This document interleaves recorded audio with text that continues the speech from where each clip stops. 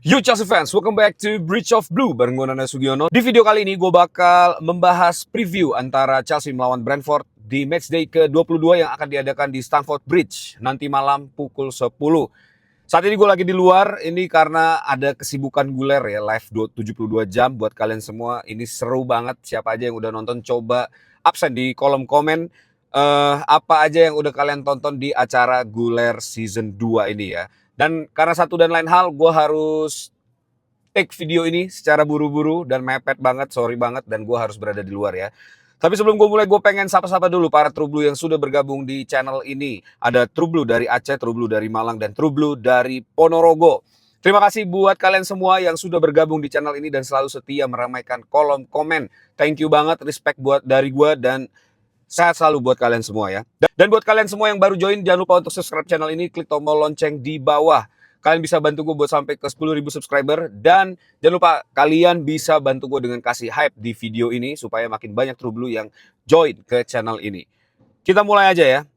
Info terupdate dari Fabrizio Romano, dalam 24 jam terakhir Chelsea melakukan advance talk dengan Rennes untuk merekrut back tengah mereka Jeremy Jacket. Ini yang udah kita bahas ya di beberapa video sebelumnya. Jadi kalian bisa langsung tonton aja. Di video gue terakhir, gue memaparkan apa kelebihan dari Jeremy Jacket ini. Jadi langsung aja klik video sebelum ini ya.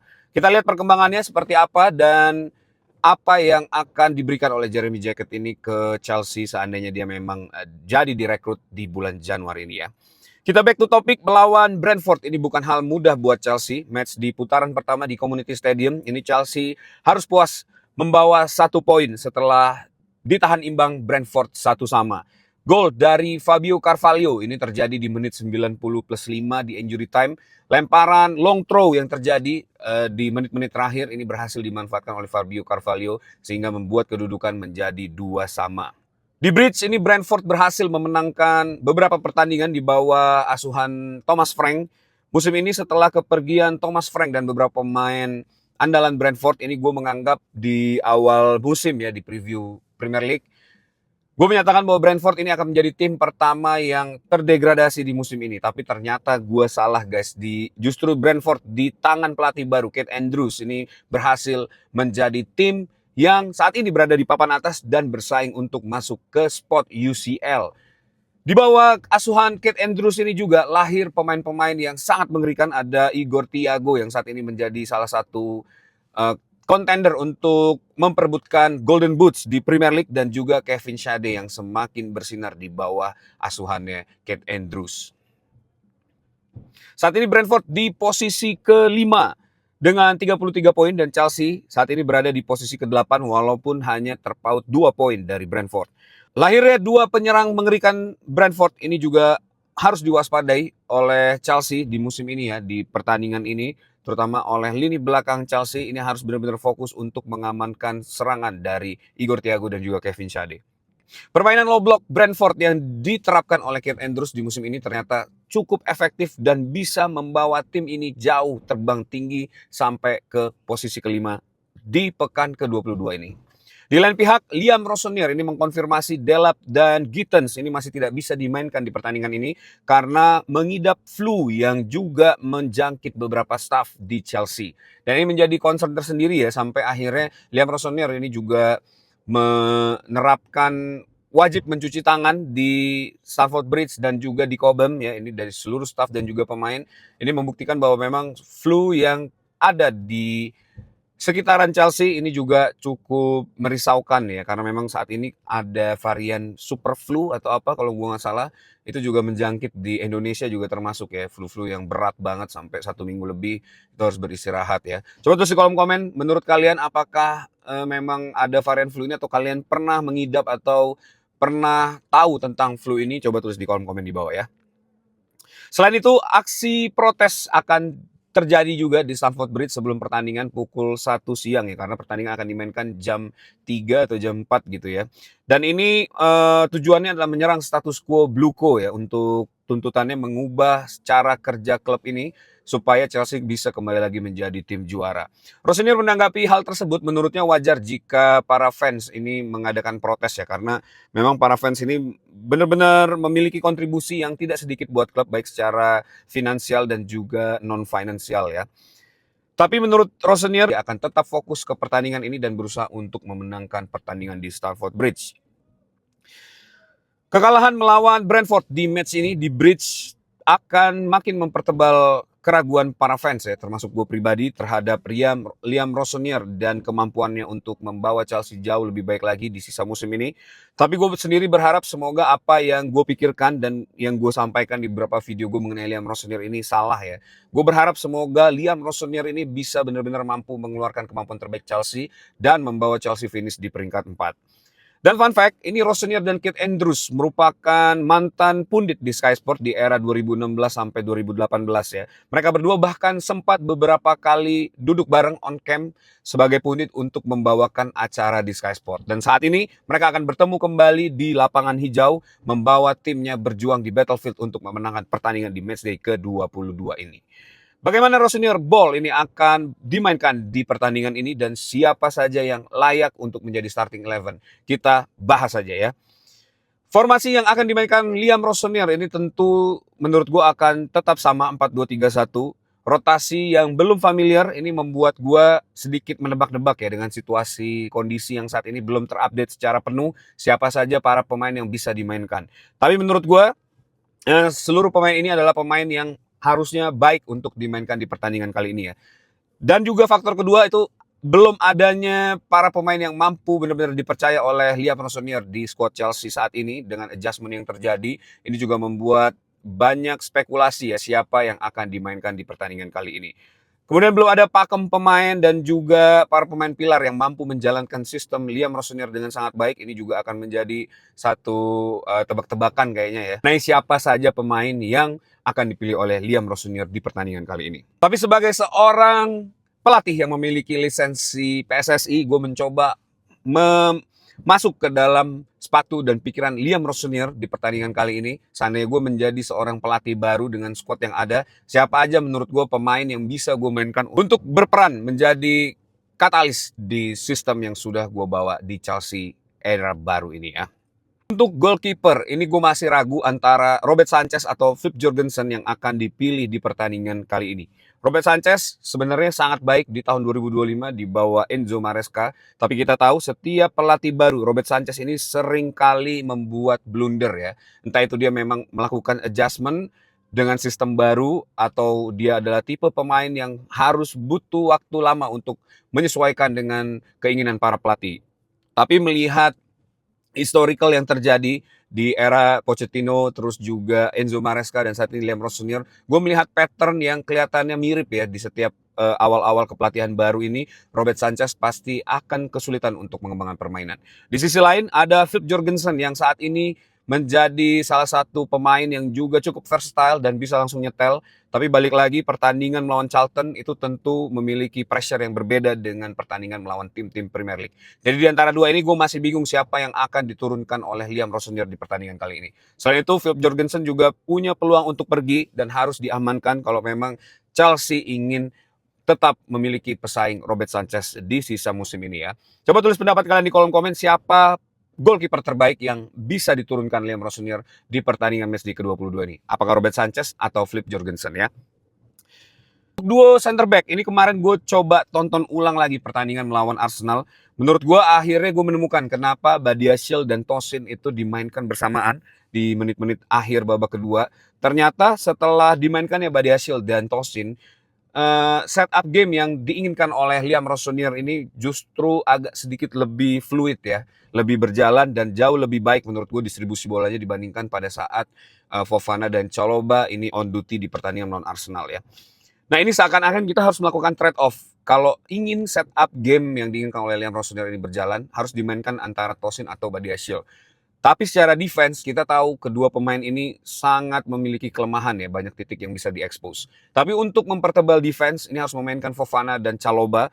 Tapi selain itu Fofana dan Chalobah menurut gue di pertandingan melawan Arsenal kemarin ini agak sedikit kesulitan untuk melakukan setup game karena belum adanya chemistry di sistem baru ini dan menurut gue juga agak sulit untuk Trevor Chalobah terutama ya untuk menjalankan sistem dan Wesley Fofana juga untuk mendistribusikan bola.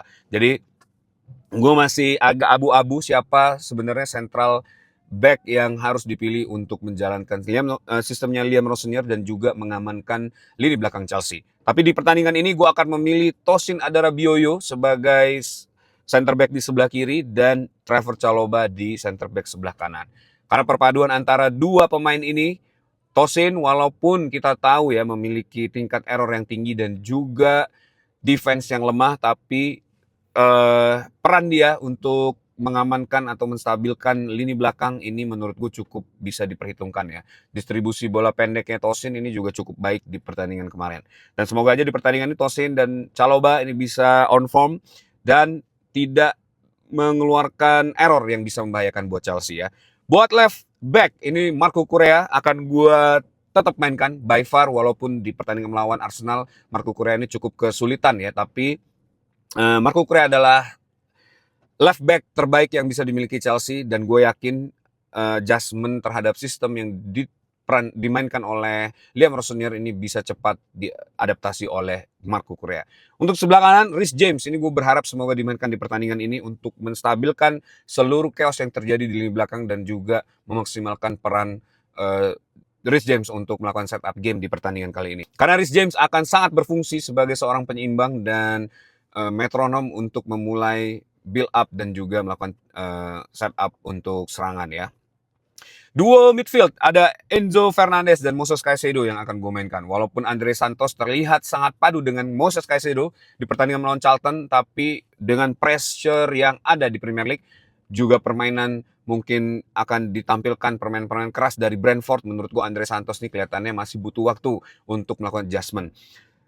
Caicedo dan Enzo, gue yakin dengan adanya Caicedo di pertandingan ini, Enzo akan jauh lebih tenang dalam mendistribusikan bola, akan jauh lebih fokus untuk membangun serangan, dan konsentrasinya akan jauh lebih baik lagi ya. Karena Moses Caicedo ini kita tahu dia mampu menstabilkan lini tengah Chelsea dengan sangat baik di beberapa pertandingan. Dan di sistemnya Liam Rossonier, yang banyak mengeluarkan umpan-umpan pendek, menurut gue Moses Caicedo dan Enzo Fernandez ini adalah perpaduan yang baik ya, dan akan dicoba untuk pertama kali di pertandingan kali ini.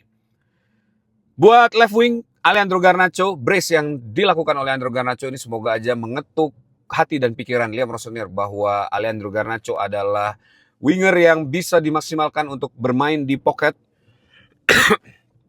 Karena sistem yang dibuat oleh Liam Rossonier ini menurut gue cocok dimainkan Alejandro Garnacho. Di pertandingan melawan Charlton kita tahu dia menjadi trigger untuk counter attack. Di pertandingan melawan Arsenal dia menciptakan brace ya. Tipe pemain yang tidak terlalu baik dalam 1v1 ini membuat Alejandro Garnacho harus mencari celah dan mengekspos lini yang blind spot ya di pertahanannya Brentford melalui permainan pocket play yang bergerak ke tengah dan jauh ke dalam ya. Ini membuat Alejandro Garnacho mendapatkan space untuk mengeluarkan kemampuan terbaiknya ya. Dan semoga aja di pertandingan ini dia bisa kembali mencetak GA dan mampu membawa Chelsea memenangkan pertandingan ya. Untuk di right wing, Esteva William tetap akan gue mainkan di pertandingan kali ini. Gak banyak komen, Esteva William semoga bisa mendapatkan GA di pertandingan kali ini. Posisi nomor 10 ini Cole Palmer, gue sangat berharap bisa dimainkan. Either Cole Palmer di nomor 10 atau Estevao, dan Cole Palmer bermain di wing kanan ya untuk bermain melebar di pertandingan kali ini dan menjadi salah satu opsi untuk mengatur tempo di sistemnya Liam Rossonier ini. Dan semoga Cole Palmer sudah benar-benar fit dan mampu mengeluarkan kemampuan terbaiknya dan membawa Chelsea lagi di paruh musim kedua ini ya. Untuk posisi nomor 9, mau nggak mau Mark Guehi yang ingin gue mainkan. Joe Pedro menurut gue tidak suitable ya untuk dimainkan di pertandingan kali ini. Pedro Neto mungkin bisa dicoba untuk bermain false nine, tapi dengan defense yang ada dari Brentford kita butuh physical presence yang mampu mengurai dan memecah konsentrasi dari para lini belakang Brentford ya. Dan menurut gue pemain yang tepat dimainkan di pertandingan kali ini adalah Mark Guehi ya. Tapi gue kayaknya agak sedikit ragu, mungkin Joe Pedro yang akan dimainkan di posisi nomor 9 ya. Walaupun tidak memiliki physical presence yang cukup baik, tapi paling nggak Joe Pedro bisa memberi opsi pilihan ya. Dan semoga dia bermain dengan baik di pertandingan ini kalaupun diturunkan. Tidak melakukan hal-hal bodoh seperti pura-pura jatuh, pura-pura cedera atau apapun itu yang merugikan akhirnya membunuh momentum buat Chelsea untuk membangun serangan ya. Nah itu dia para pemain yang akan dimainkan di pertandingan kali ini. Coba tulis di kolom komen menurut pendapat kalian siapa pemain yang layak dimainkan di pertandingan kali ini ya. Secara overall Liam Rossonier menurut gua akan tetap memajukan kontrol di possession, terus juga melakukan transisi cepat ya, dan harus diwaspadai. Ini harus digarisbawahi dan semoga Liam Rossonier sudah mencatat hal ini adalah long throw yang biasa dimainkan oleh Brentford ya. Ini membuat kita dan Chelsea ini tentu kewalahan ya. Kita tahu Chelsea beberapa kali kebobolan melalui long throw, melawan Bournemouth juga, melawan Brentford kita selalu gagal untuk memenangkan pertandingan karena ada long throw ini. Jadi di pertandingan ini semoga gue berharap para pemain Chelsea terutama lini belakang ini bisa lebih fokus pada saat long throw ini terjadi ya. Dan kedua, fokus sampai akhir. Ini yang selalu menjadi masalah setiap pertandingan melawan Brentford. Kita kebobolan di menit-menit akhir dan semoga di pertandingan ini gue gak pengen Chelsea akhirnya gagal menang karena ada ketidakfokusan di menit-menit akhir ya. Dan semoga di matchday ke-22 ini Liam Rossonier bisa membuktikan diri sebagai seorang pelatih yang benar-benar mampu membawa Chelsea finish di peringkat 4 di Premier League musim ini. Bagaimana menurut pendapat kalian? Coba tulis di kolom komen seperti apa pertandingan ini akan berlangsung. Dan that's it video for today. Thanks for watching guys. Buat kalian yang suka sama video ini, jangan lupa untuk klik tombol like. Dan yang terpenting, klik tombol subscribe, nyalain loncengnya, bantu gue buat sampai ke 10.000 subscriber. Kalian juga bisa bantu gue untuk kasih hype di video ini, supaya makin banyak True Blue yang bergabung di video ini. Terima kasih untuk kalian yang sudah menonton video ini sampai akhir. Stay tune di jam 10 malam ini ya. Tetap dukung Chelsea. Once a blue, always be blue. Up to Chelsea.